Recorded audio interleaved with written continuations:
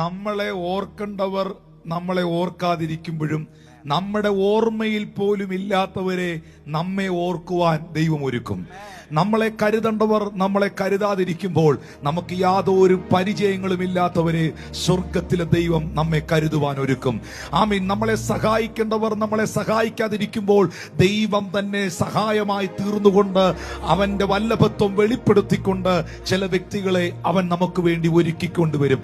എല്ലാം ദൈവം എടുത്ത് കളയിലെ. പ്രിയപ്പെട്ടവരെ, എന്നെ കാണുന്ന കേൾക്കുന്ന പ്രിയ ദൈവജനത്തെ നോക്കി സ്വർഗത്തിലെ ദൈവം പറയുന്നു, നിങ്ങളുടെ നന്മയ്ക്കായി ആരെയെങ്കിലുമൊക്കെ ദൈവം ഒരുക്കും. നിങ്ങളെ സഹായിക്കുവാൻ ആരെയെങ്കിലുമൊക്കെ ദൈവം ഒരുക്കും. നിങ്ങളെ കരുതുവാൻ ആരെയെങ്കിലുമൊക്കെ നിങ്ങൾ ഒരുക്കും. ഏലിയാവ് പ്രതീക്ഷിച്ച ഒരു മനുഷ്യനുമല്ല ഏലിയാവിന് അപ്പവും ഇറച്ചിയും കൊണ്ട് കൊടുത്തത്.